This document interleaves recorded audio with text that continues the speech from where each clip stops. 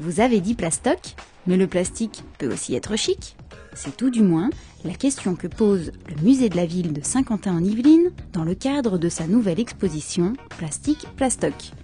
Jusqu'au 23 décembre, les visiteurs peuvent découvrir l'évolution de cette matière et son utilisation à travers le temps. Mais alors, quels sont les liens qui unissent le plastique et le design ?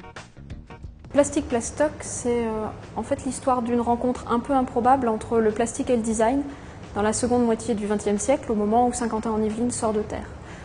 Alors je dis improbable parce qu'en fait on associe très vite au plastique l'idée de jetable, de banal, de pas cher, de mauvaise qualité, tandis que le design pour nous c'est plutôt le luxe, la créativité, les matériaux nobles. Et ensuite, certes les designers s'en emparent, mais on n'a pas l'impression que ça révolutionne complètement la façon de voir le plastique. De nos jours, on a toujours ces idées reçues sur le plastique, ce que l'expo va un peu démonter. Illustré d'objets fonctionnels ou d'œuvres de designers, le plastique est présenté ici à travers 3 grandes périodes. Créé au début des années 50 pour imiter les matériaux les plus nobles, comme l'ivoire ou la nacre, le plastique est très vite employé pour son côté pratique. Produit à grande échelle, il envahit nos maisons et révolutionne même nos modes de consommation. Lorsque les designers s'en emparent au cours des années 60, l'objectif devient alors plus esthétique et créatif.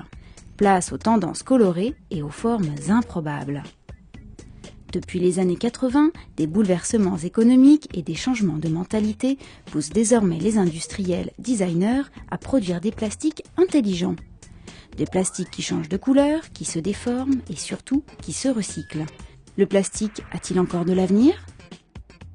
On pourra aussi faire des plastiques bio qui sont faits à partir de particules de chanvre par exemple, donc qui se recyclent encore plus facilement.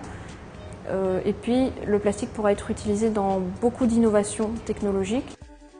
Au-delà d'une exposition didactique, les visiteurs peuvent trouver des espaces participatifs pour manipuler de la matière, découvrir des procédés de production ou encore proposer leurs idées pour un concours d'objets kitsch. En parallèle, une exposition temporaire autour du mobilier gonflable est également à visiter jusqu'au 27 juillet.